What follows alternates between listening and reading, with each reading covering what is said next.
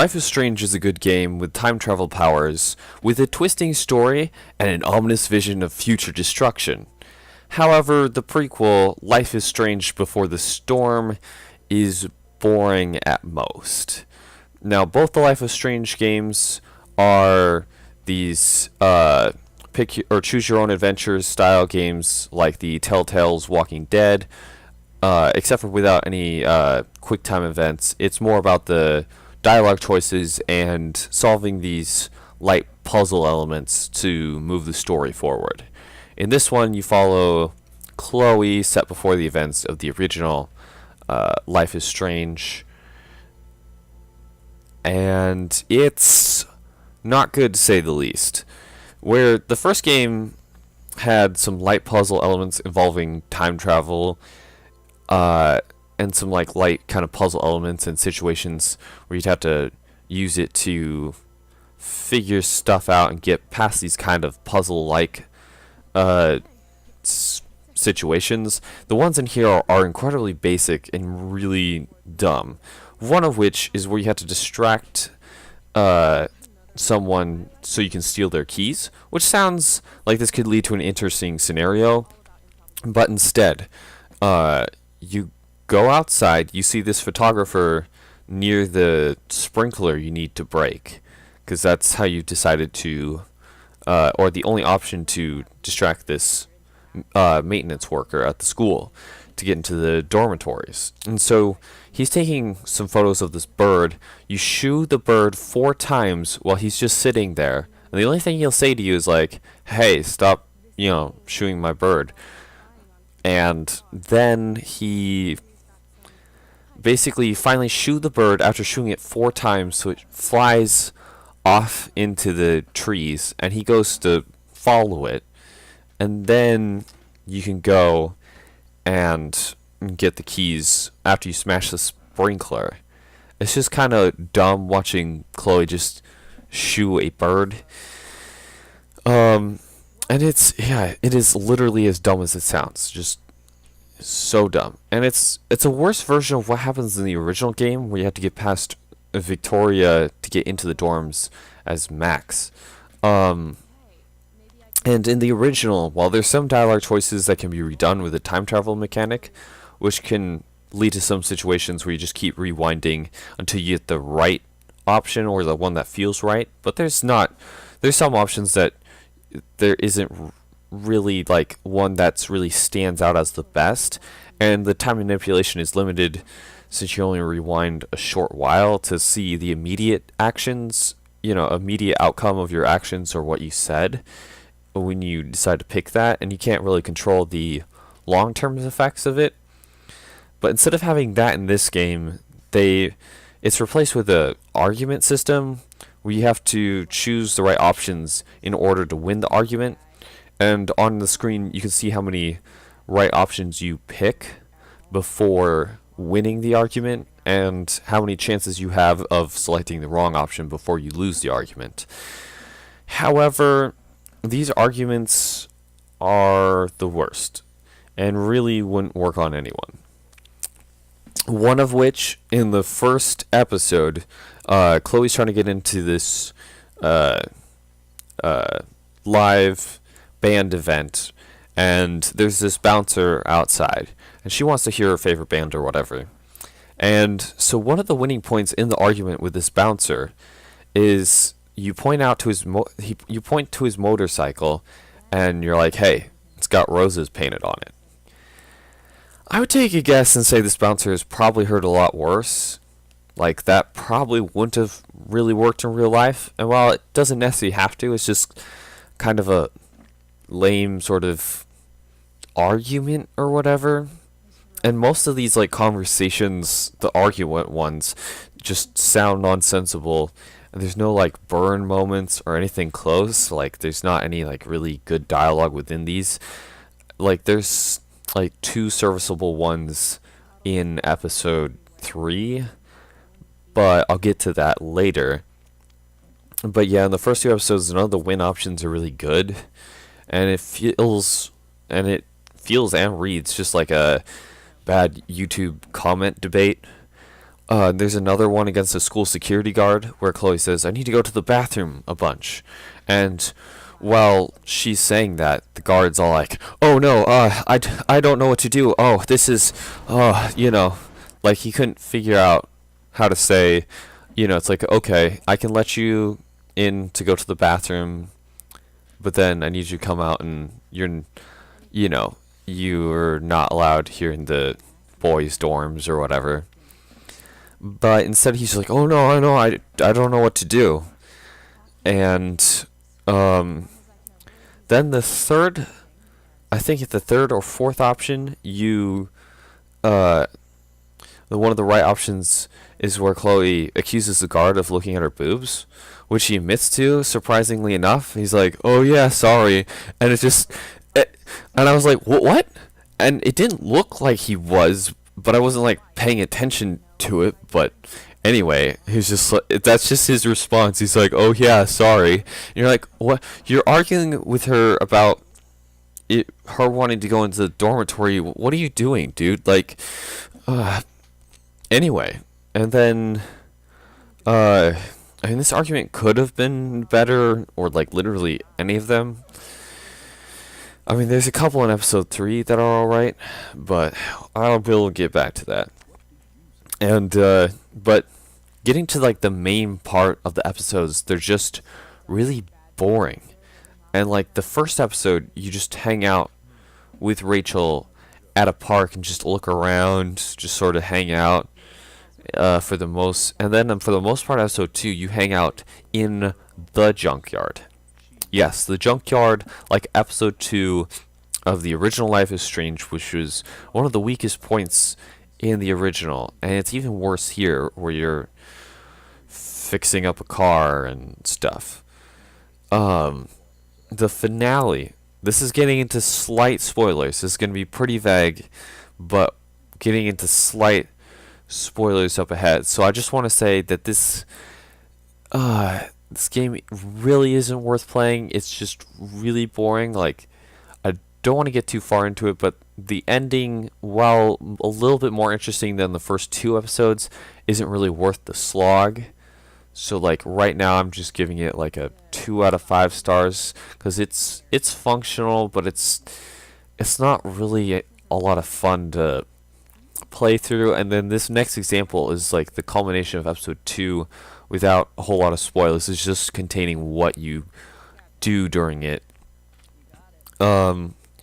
Which the finale is where you set a table, you put the dishes on, you talk to someone else to find out what the person would like to drink, then talk to the original person to find out where the cups are. You grab a cup, put it on the table, talk to the first person again, light some candles, and then there's a conversation and it ends, and you can pick an argument in that conversation, which is so bad. And that's the way episode 2 ends, with you setting the table. That's like one of the more quote unquote not exciting things. There are some interesting spots where like Chloe's seeing these kind of dreams, but it never really turns around. There's no real payoff for these moments, and it just doesn't quite hit home. Like, there are a couple of like cool scenes in it, but it doesn't really hold up as a whole. There's also like an excessive amount of swearing. The first one had a bit of it that like was kind of unnecessary. Like, there's like some parts, like I'm pretty sure The Last of Us probably had it, but it felt more at place there than here. The big problem, which I've been just going over, is like the lack of plot. And there's some cool moments with weird dream sequences, but for the most part, it's just really boring. Like, episode 3 does pick up, but the first 2 are just a slog. Another part is the lack of choice, where you had like more options with Max. It felt like Chloe's just more of a set character, and like when you try to pick the nicer options, she's still kind of a jerk about it, because that's how she is in like the first game, where she's a little rough around the edges and whatnot. But for a lot of it, it's not fun to play through, and it feels like like someone complaining about safe spaces and nonsense like that. It just feels like something bad you'd see off the internet some of the time, where it's just like, all right, you're upset for no reason, like get over it, kind of. It would just be cool to have a little bit more flexibility. Like there's still time in between the two seasons for her to turn a little rough around the edges, and while I could understand some of the points of her, not liking certain situations, it like it's just that she's too set as a character to really, uh, you know, do a whole lot about. And so now we're going further into spoilers, which is that I feel like this story really didn't need to be told, and we don't really need to know how Chloe and Rachel became friends, especially if it was like this. It's just super awkward and just not good. It's like, hey, we hung out at that rock concert, and then let's go skip school. Does that sound cool? It's like, okay, let's awkwardly talk on a train for a while. I think it's stronger if, like, I think it was stronger having the backstory filled out by the gamer's imagination, when it comes to events that aren't really important, like that. Well, it is, like, important to Chloe and stuff. It's just not super important to, tell this story of how they become friends if it's just this boring for the most part. It also relies on Chloe's dad's death for a lot of the emotional impact, which was way better done in the first game. So yes, spoilers for the first game. Probably should have said that earlier, but and I don't know if it would really have the emotional punch if someone hadn't played the first one. Like, it doesn't really, there's nothing that builds up well to it.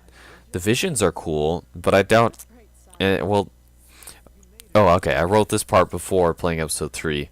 And so, yeah, nothing really cool came out of these visions and stuff with some of this imagery and stuff.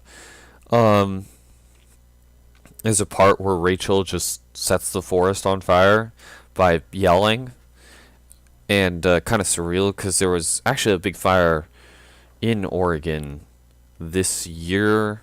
The not Eagle Creek, but over near Multnomah Falls. Or maybe that is Eagle Creek. Anyway, over there. So that was kind of surreal because this game came out kind of around the same time. But yeah, and since this game is set in Oregon, that's kind of weird. But yeah. And so we never really see any more culmination of her powers. Like, that's just it. There's just that one time where she yells and the fire just takes off, and that's it.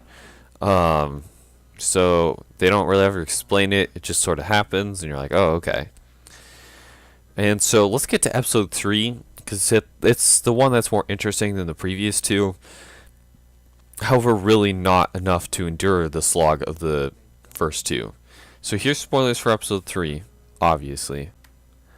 So there's more emotional moments in episode 3, and while they're done decently, it doesn't really have the setup from the previous 2 episodes for the emotional payoff that they were trying for. It just doesn't really land. And it does move faster than the other episodes with actually, things happening and,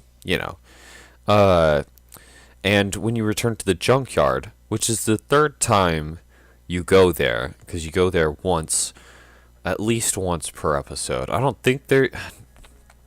Yeah, I don't remember if you went there more than once per episode, but when you go there for the 3rd time, there's actually something interesting that happens there, other than just fetching random items.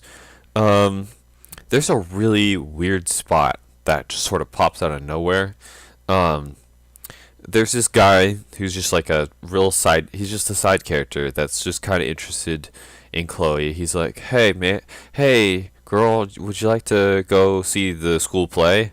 And she's like, it sounds kind of lame, but maybe. And he's like, oh yeah, totally. I was thinking we could ironically laugh at that or something. And you can tell that there was no thought in his mind that it was going to be ironically, let's laugh at, play. Like he's trying. He's trying all right. But no. So you run into this guy at the hospital, and he's like, "Hey, Chloe, where you going?" And Chloe's like, "Hey, I have to head out, and yeah, but I'll talk to you later. Like I'm kind of busy. Talk to you later." And so she heads off to Rachel's house, which you need to go find some stuff there. And then the guy then follows you, and then he starts getting upset with Chloe, telling her that she needs to understand that Rachel is not good for her and that he's the only one who is there for her and understands her. And while playing this part, when he was like talking, my friend like looked over at me because I was playing it at his house. He started making like a whiny baby sound, like making fun of the dude, like something akin to that, but a little bit better, which I thought was appropriate for what this dude sounded like when he was talking about that. And it just comes out of nowhere and doesn't make any sense. It does make for a tense scene. But so basically, this guy followed Chloe from the hospital to Rachel's house, where he saw her use the key from under the mat and go inside. Then he waits for a little while before going inside somebody else's house after her. Even if it had been her house, that's pretty weird. Like, you just saw her at the hospital, and now you followed her home for some reason. Like, there's, yeah, no good reason to, yeah. Like, I mean, obviously it's kind of like, okay, you're a bit of a creeper, but, or like a total creep, but, yeah, it just, it just sort of comes out of nowhere. After that whole creep scenario, you go confront this evil drug dealer guy who was paid off by Rachel's dad to kill her birth mom, which you find out later that was a whole deal. Spoiler alert. But basically, he wants to kill off Rachel's birth mom, who Rachel just finds out that the mom she's been calling mom isn't her real mom. And so, yeah, so he's paid off this evil drug dealer who you've been dealing with, kind of, or you've seen in the other two episodes, to either kill or take care of Rachel's biological mother. And so you go there, you get smacked around by this dude, and then Frank comes in and saves the day. And then you have a conversation with Rachel's mom, and despite the entire time, or like you find out that she wants to see Rachel again, because it's her daughter, and even though she wasn't around for a while, she wants to see her. But now when you talk to her, she's not sure about seeing her daughter anymore, and wants you to lie about the whole situation, about, Rachel's dad trying to kill her or like take care of her, or just get her out of the picture, so that Rachel will still have a good dad to hold on to, and that believing the lie would be better than the truth. And that it would, quote unquote, take Rachel's father away from her.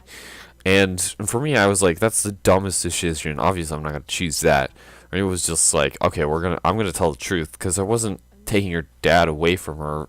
From what I was doing is just exposing who he really was. Like, that, it's just, like, it might come out eventually, and then, like, what if she knew that Chloe knew? Like, and also, this is sort of the right thing to do. Like, her dad could do some other weird stuff, like, he worked with a drug dealer to try to deal with Rachel's biological mom, and then also lied about,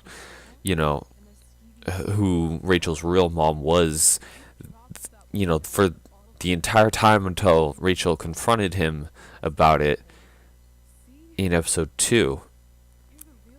And, yeah, also, the whole part with him meeting Rachel's mom is super weird because he kissed her despite despite him being married to somebody else for 15 years and also not seeing Rachel's mom for more than 15 years. Thirsty, bro? Yeah, like, he sounds disgusted at her for, various reasons, and then he's like, oh, I guess let's just kind of kiss and make out for a little bit, and then be like, hey, you can't see your daughter. And just the whole conversation was like, the game, like, hey, you should, tell Rachel a lie.